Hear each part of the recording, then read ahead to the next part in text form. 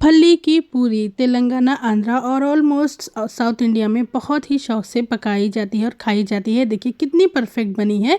और जो फली की स्टफिंग हमने डाली है कॉर्नर्स तक अच्छे से इवनली स्प्रेड हुई है। चलिए बनाना शुरू करते हैं ये मज़ेदार सी ट्रेडिशनल रेसिपी फली की पूरी। वैसे भी आप सबको मेरी ट्रेडिशनल रेसिपीज़ बहुत पसंद आती है, तो इस वीडियो को भी अपना प्यार ज़रूर दीजिए।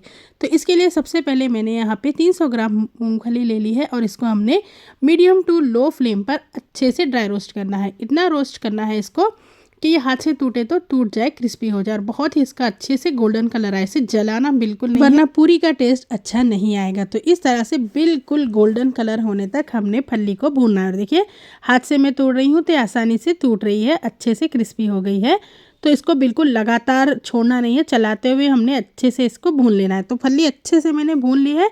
अब स्टोव की फ्लेम बंद कर देंगे और फली को ठंडा होने के लिए रख देंगे। और जब तक फली ठंडी होती है हम पूरियों के लिए आटा गूंद लेंगे। तो फली की जो पूरी होती है उसके लिए आटा भी बहुत ध्यान से गूंदना होता है, तो इसीलिए मैं आटे की भी यहाँ पे वीडियो ऐड कर रही हूँ तो ताकि आपको पूरी बनाने में आसानी हो। तो यहाँ पर मैं गेहूं का आटा ले रही हूँ, इसमें थोड़ा सा नमक ऐड करेंगे। बिल्कुल जैसा आटे में आप रोटी के ऐड करते हैं उतना ही ऐड कर देंगे और पानी डाल के हमने बिल्कुल सा सॉफ्ट सा डो बनाना है। रोटी के आटे के जैसा नहीं बनाना है, बल्कि थोड़ा सा सॉफ्ट रोटी का आटा बनाना है। इससे पूरी बनाने में हमें आसानी होगी।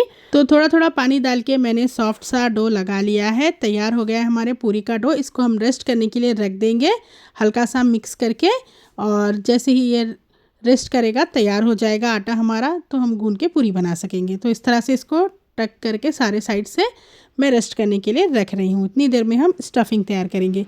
तो जो फली हमने बूंदी थी उसका हमने छिलका अच्छे से निकाल के साफ़ कर लिया है। एक बड़ा सा ब्लेंडर ले लिया है मैंने। ब्लेंडर जार में ये फली को ऐड करेंगे। फली को हमने बस 2 बार ही पल्स करना है। इतना पल्स करना है कि इसके जो टुकड़े हैं वो छोटे छोटे टुकड़े हो जाएं, बस कोर्सली ग्राइंड करना है। और खुशबू के लिए यहाँ पर मैं 1/2 टीस्पून इलायची पाउडर ऐड कर रही हूँ। और यहाँ पर अब हम ऐड करेंगे गुड़। तो फली जो है 300 ग्राम है, तो उसके हिसाब से मैं 400 ग्राम गुड़ ले रही हूँ, क्योंकि हमें आटे का भी हिसाब लेना है। अगर आप बराबर बराबर का रेशो लेंगे तो फिर पूरियाँ जो है फीकी हो जाएंगी। और 1 से 2 बार हमने इसको पल्स करना है। देखिए इस तरह से फली जो है दरदरी सी हो जानी चाहिए, बिल्कुल पाउडर नहीं होना चाहिए, वरना उतना टेस्टी नहीं बनेगी पूरियाँ। और इस तरह से दरदरा सा हमने इसका पाउडर बना के तैयार कर लेना है। ये देखिए नज़दीक से मैं आपको इसकी कंसिस्टेंसी बता रही हूँ, हल्का सा पाउडर ही होना चाहिए गुड़ और फली। बस हमारी स्टफिंग तैयार है। इतनी देर में हमारा आटा भी अच्छे से तैयार हो गया। अब इसको अच्छे से गूंद लेंगे कम से कम 6 से 7 मिनट के लिए। थोड़ा सा ऑयल भी लगाएंगे और बिल्कुल आटे को हमने चिकना सॉफ्ट कर लेना है पूरी बनाने के लिए। तो इसको अच्छे से दम लगा के आटे को आप गूंद लीजिए। तो ये देखिए बहुत ही अच्छे से हमारा आटा तैयार हो गया। अब हम पेड़ा बनाएंगे। तो इस तरकीब से अगर आप पेड़ा बनाएंगे तो जैसे मैंने आपको बताया स्टार्टिंग में, जो पूरन है वो एंड तक यानी कि पूरी के कॉर्नर्स तक भी अच्छे से पहुंचा है। तो इस मेथड को आप फॉलो करके बनाइए। तो जैसे ही हमने पेड़ा लिया है इसके इस तरह से कॉर्नर्स को थिन आउट करके सारे पेड़ों को तैयार करके रखेंगे। इस तरह से क्या होगा कि जो बीच वाला हिस्सा है मोटा रहेगा और किनारे जो है वो बिल्कुल थिन रहेंगे। इससे जो है पूरी बेलने में आसानी होगी और जो स्टफिंग है वो सारे किनारों पे अच्छे से स्प्रेड हो जाएगी।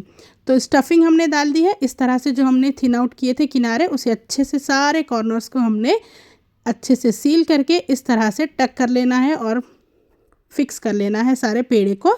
और इस तरह से ये देखिए पेड़ा हमारा तैयार हो गया है।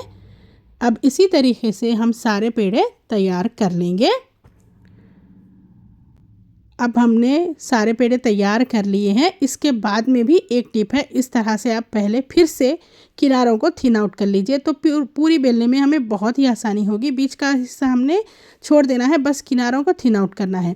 अब अच्छे से इवनली स्प्रेड कर लीजिए हाथ से जितना हो सका इसको आप, और फिर हल्के हाथ से बेलना है। अगर आप बहुत ज़्यादा ज़ोर से इसको बेल देंगे तो फिर स्टफिंग बाहर आ सकती है और टू मच स्टफिंग भी नहीं ऐड करनी चाहिए। और जो लड्डू बना के बहुत सारे लोग बनाते हैं उस तरह से भी मैंने बना के देखा है, लेकिन लड्डू बनाने से क्या होता है कि कॉर्नर्स तक ये जो स्टफिंग है पहुंचती नहीं है। लेकिन इस तरह से जब हम इस तरह से इसका पाउडरी स्टफिंग बनाते हैं तो बिल्कुल एंड तक किनारों तक भी स्टफिंग पहुंचती है। तो ये देखिए स्टफिंग आपकी बराबर है, वो आपको ऐसे पता चलेगा कि बाहर आटे के आपको स्टफिंग इस तरह से नज़र आएगी। तो फिर स्टफिंग काफ़ी हो जाएगी पूरी के लिए।